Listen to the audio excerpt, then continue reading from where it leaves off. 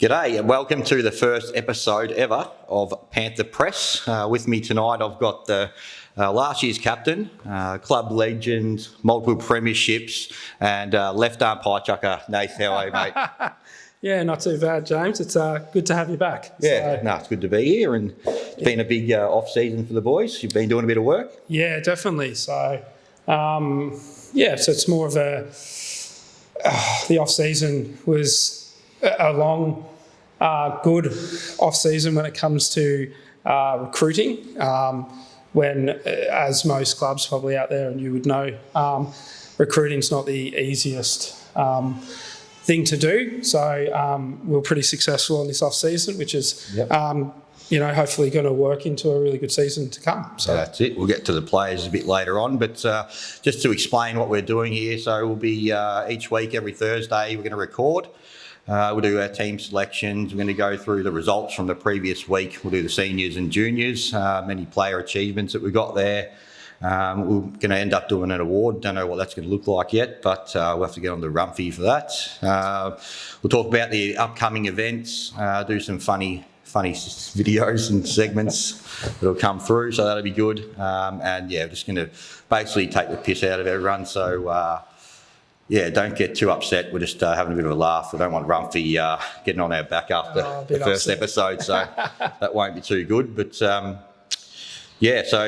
first thing, we've got the committee. Rumphy was trying to, handball the presidency this year, but he even got a job in Adelaide. Yeah, to piss off. But, sucked in Rumphy. He's president again. We've got Freddie's does stuff all, but he's a vice president again, and we don't have the rest of the committee in front of us. But so we'll get on to we'll get to that. Yep, no one really cares that much, but anyway, might get into these the players and what's going on this year. We've got Sudsy's coaching. Yeah, Sudsy's back coaching again this year, so that'll be good. And then obviously we, me and David, had a bit of a sit down at the end of last year, and thought, is captaincy something that we really want to do? Can suck. Yeah, it has its ups and downs, as everyone knows, but mainly then looked across and we were lucky enough to have a few conversations with Hicksy and got Nathan back as first 11 captain. So that was good. That's good. Great pickup. Yep, and then obviously we got Cam Costick back. So he's come back on board. He's our bowling coach this year. So that was a great get as well. Is it true that they both said they just want to jump off a sinking ship there at Lysterfield? No, that's not correct. Oh, it's not correct. No. It might look that way, but no. Obviously, Cody was one of the other ones that we got into discussion, and he come back on board. Cody come back a couple of years ago as well after he retired after the grand final loss to the Basin, but he jumped back on board. Unfortunately, he wasn't able to play last year with work commitments and his back and stuff like that. So it's good to have him back this year, fit and ready to go as well. Yep. So obviously, Nath McNally, big one, isn't it? Massive one, yeah. So Nath's somebody that I tried to get back every year. As you would. Won't lie. So it kind of fell into place this year with Nath. So he's obviously first 11 Premier captain at Paran. So it was great to have him back and as our batting coach, and pretty much the boys can learn a lot from him. Yeah. Like he's going to bring a lot of knowledge to our group, and he's very, very excited to play as well, which is great. So it's going to be great addition to the side. Yeah, definitely. Noah Smith we've got here as well, coming back from Bayswater. Obviously, he shot off for a stint there for a year. He was one of the first chats that we had, Sudsy and I, as he was playing in the 18s, to get him back, especially with he's got his schooling to come this year. So, it's a pretty big year for him as well. So cricket and family and life in general, like he's going to have a pretty big year with schooling, year 12, all that. So, we expect hopefully a really good year from him as well, and back him in. And Zachy Corcoran, getting him back was a real good one, especially you know, I had a crack at Zachy last year as well. The left armour, you know, coming back from Premier Cricket, had an outstanding season in the UK. And it's obviously he played a season at Scoresby and said that sucked an absolute rabble of a club. but it's good to have him back bowling his left arm lightning bolts, really. So also did well in that Spracky match. Or did he get? Yeah, I think he got four or five. Yeah, and he, at least 5 would give him. It looks effortless when he's running in. Yeah. So when I'm slugging up the hill. So yeah, we'll just keep the language down for the podcast. Sorry about that. But there we go. No, it's good. But it was good performance going to that Pracky match. Just talking about quickly, Zachy getting 4 or 5 far, and then Cody Morris just 80 odd not out, just about 80 not out, and looked like he hasn't missed a beat. So yeah, definitely. So good luck to the other clubs. Well, we had Morgie too bowling his office, so, or whatever they are. So we'll call them office. Nuts, and then well, Butcher. Well, he won't fucking live that down. So. And then there's another recruit there. Oh yes, Warney's back. Kano Alexander. He's walked back in the door this year too, which is fantastic for the depth of our cricket club. A lot of pressure on leg spinners here at the club. So. I think so. Yeah. So, well, he's going to have to live up. So he's got Cam in his corner as well, teaching him. So he'll be good. Right. He'll be good for the club. All right. So one of the other things we're going to be doing is play little videos, and we've just got a guy here who's actually done really well over the pre-season. Talking about Morgie there, he's been training well, and we had the Pracky match, and he actually did really well. I think he got about 30 with the bat at the end there. Did really well, and then ended up, I don't know what, Hicksy thought he'd bowl him, and he got 3 for, so a couple of good wickets there. So he's looking really good. He's also he's actually been watching him in the net. He's got a video of him in the net series. He's actually been working on his reverse sweep. So this little video here, we'll put it up on the screen. But this is Morgie. He tried this on the weekend as well, didn't he? Yeah. Oh, I've lost it there. Hang on. He definitely tried this. There we go, Morgie. Yeah, it's bad luck, mate, but keep working on that. Yeah. Oh no. Anyway, you got to keep trying, and you can keep working on that. But keep going, Morgie. You're doing well, and should be in for a good year. Yeah, that's good. If we go back to a bit of probably the off-field stuff leading into this year, and probably where we were at. Probably at the end of last year, probably jumping back a bit now. So when we get back to what, like last year, leading into it, the season, we didn't have a coach. Probably from the outside looking in, everyone was like, what's happening at Eildon Park? Yeah, I was. Yeah, there we go. So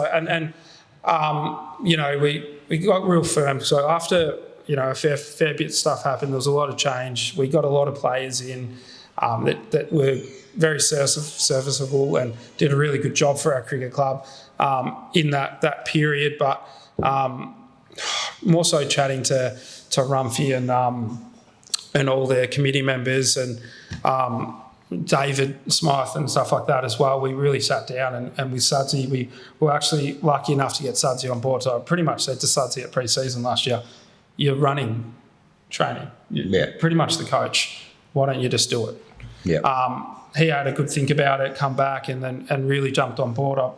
You've probably been pretty impressed with him as well of where he is. A lot of people were like, "Oh, Sudsy's your coach" and stuff like that. And then we pretty much started putting the process in place. All right, we didn't recruit what we wanted to last year.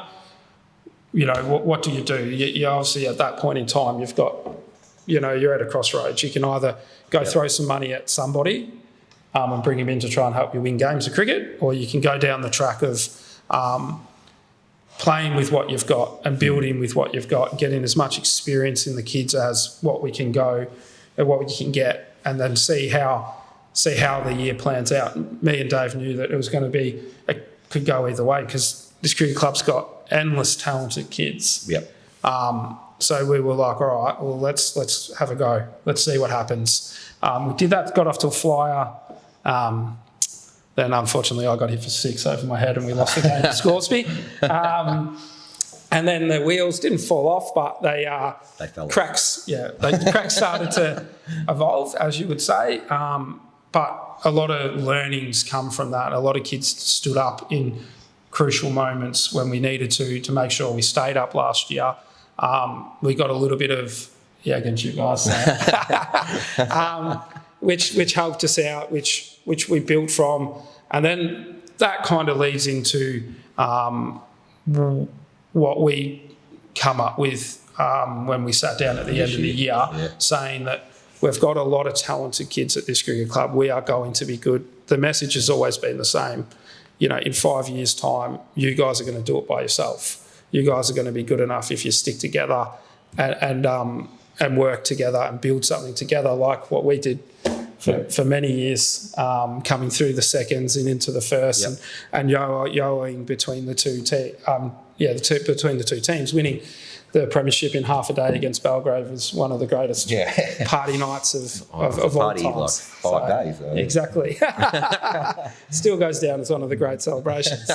I caught up with Chucker 2 weeks ago and we were talking about it. So if they build all that from, it doesn't really matter if you win premierships in the first, the seconds, the thirds. If you've got a good bunch of mates around you, they're all just as fun. Yeah. So, and that led into this year getting all the blokes back. Yeah, getting all the blokes back. So pretty much it was, let's go get guys that, are going to teach these young kids how to play cricket. Because at that pretty much at last year, you had me and Sudsy and Smiley, the senior heads, where we needed guys like with experiences of Nathan McNally, Nathan Hicks, Cam Costick, Zach Corcoran coming back from the UK, being in the system, even Noah going to Bayswater and coming back. All this kind of stuff was all knowledge that, all the young kids will be able to feed off, ask questions, get better, educate themselves. That's pretty much the big thing here is for the next 3 years is just education. Hopefully we can win a few flags as well along the way. We should win 5 flags this year, I reckon. See how we go. Calling it already. So, so that's pretty much where we got to on that. And that's the breakdown of it was you have, when you did recruiting, I did recruiting, you have targets in place. We were just lucky enough that,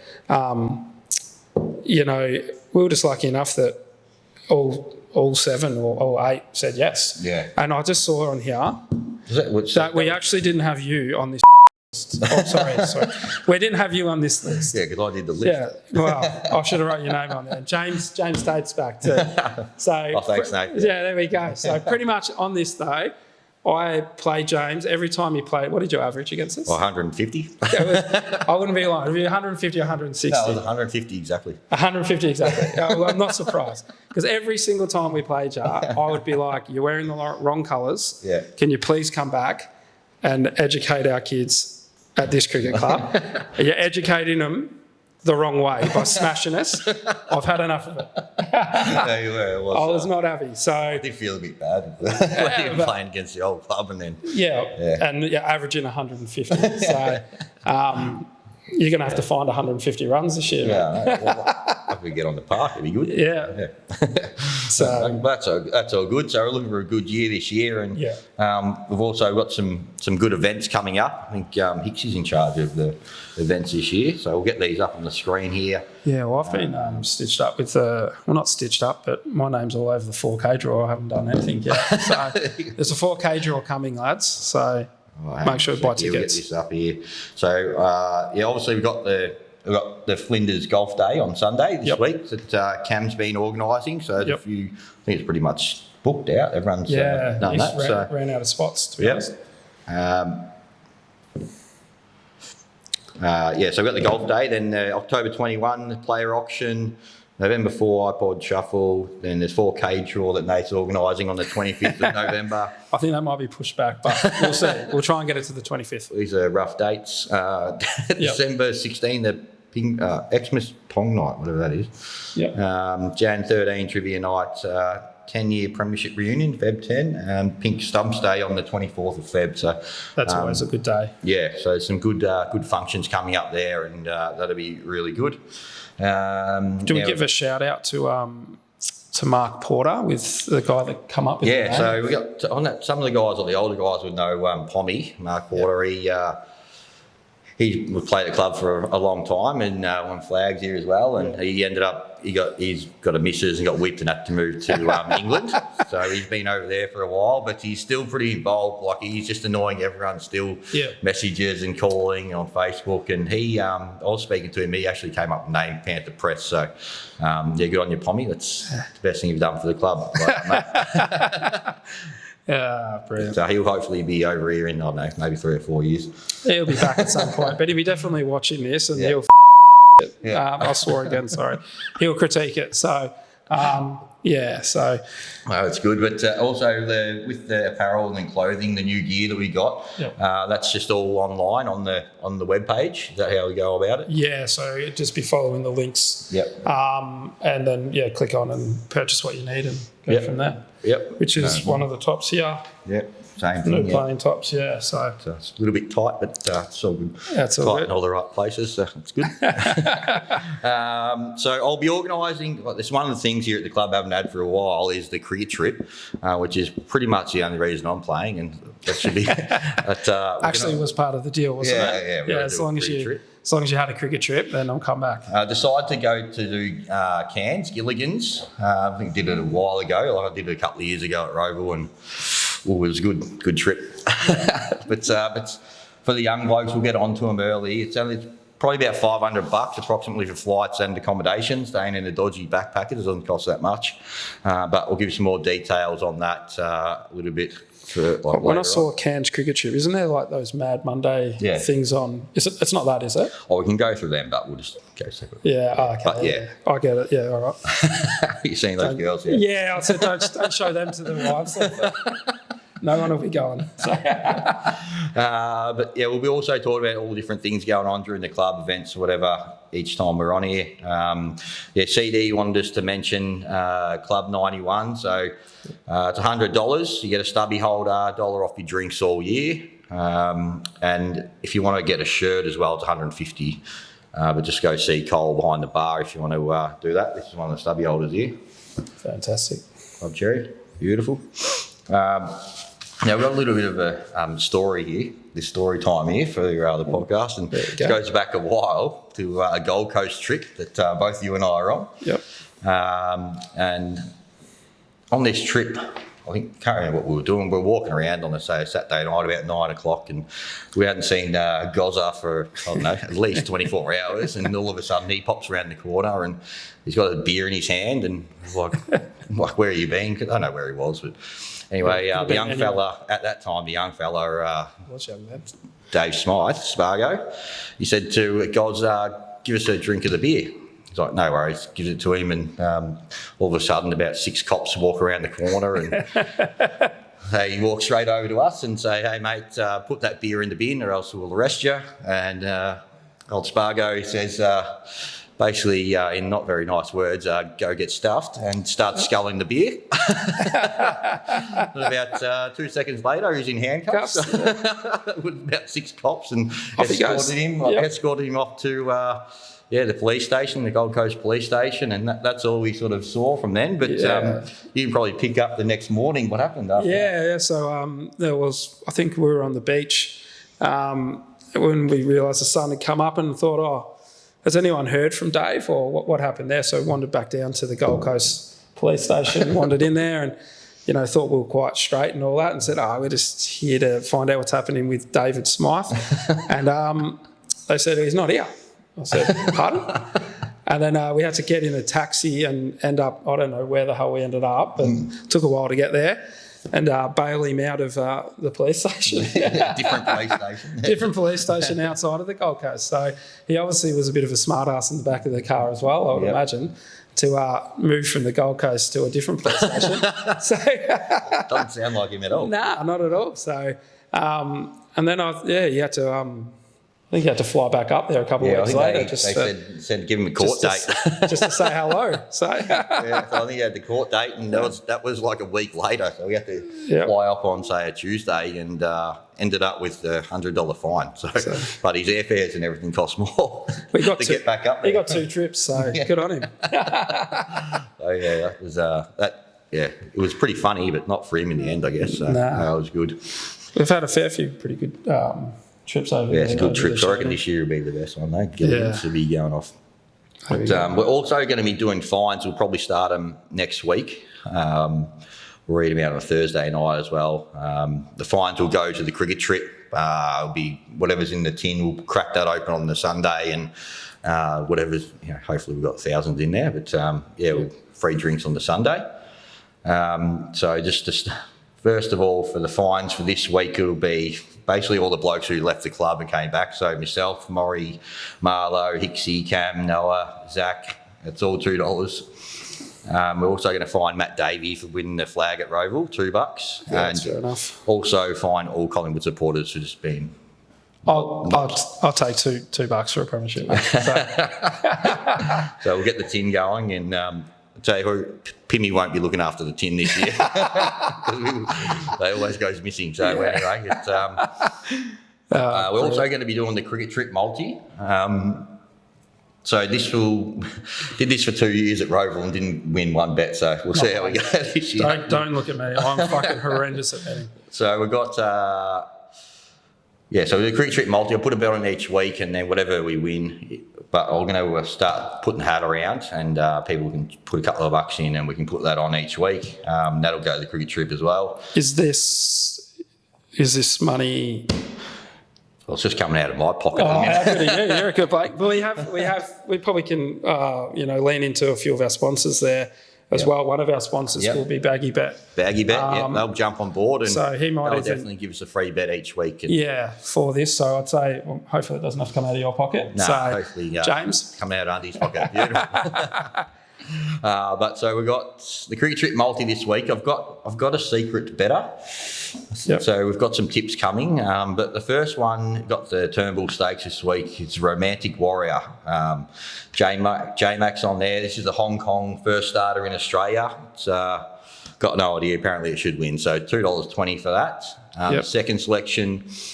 So the secret guy we've got here is betting at Gully. I said, got some good races this week, and he sends Gully. But he said, put the house on this. But race 5, number 10, Red Cadillac, $2.45. And then race 6, number 3, Talk It Up, is paying $6.50. So gives us odds of about $35. We boost that to about $40, $25 on. That'll be $1,000. So that'll be a great start to the cricket trip. I think it's a sure bet, eh?